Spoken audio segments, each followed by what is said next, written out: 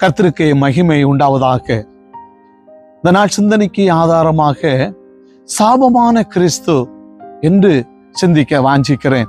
அருமையானவர்களே, கலாத்தியர் 3வது அதிகாரம் 13வது வசனம், மரத்திலே தூக்கப்பட்ட எவனும் சபிக்கப்பட்டவன் என்று எழுதியிருக்கிறபடி கிறிஸ்து நமக்காக சாபமாகி நியாயப்பிரமாணத்தின் சாபத்திற்கு நம்மை நீங்களாக்கி மீட்டு கொண்டார்.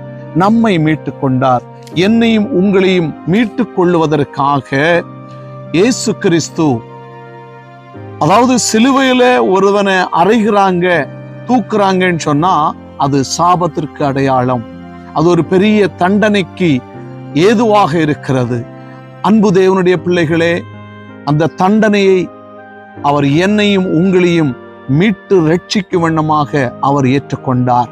சாபமான சிலுவையை அவர் நமக்காக தெரிந்து கொண்டார். காரணம், ஆபிரகாமுக்கு உண்டான ஆசீர்வாதம், இஸ்ரவேலுக்கு உண்டான ஆசீர்வாதம் நமக்கு தேடி தரத்தக்கதாக அவர் சிலுவையை தெரிந்து கொண்டார்.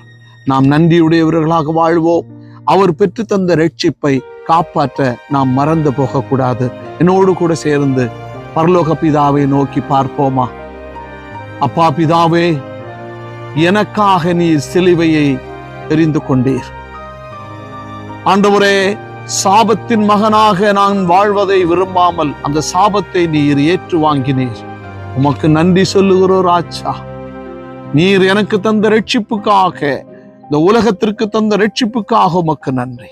உம்மை ஆராதிக்கிறோம். உம்மை மகிமைப்படுத்தும் ஒரு மகனாக மகளாக வாழ இதோ என்னை அர்ப்பணிக்கிறேன். இயேசு கிறிஸ்துவின் மூலம் பிதாவே, ஆமென், ஆமென்.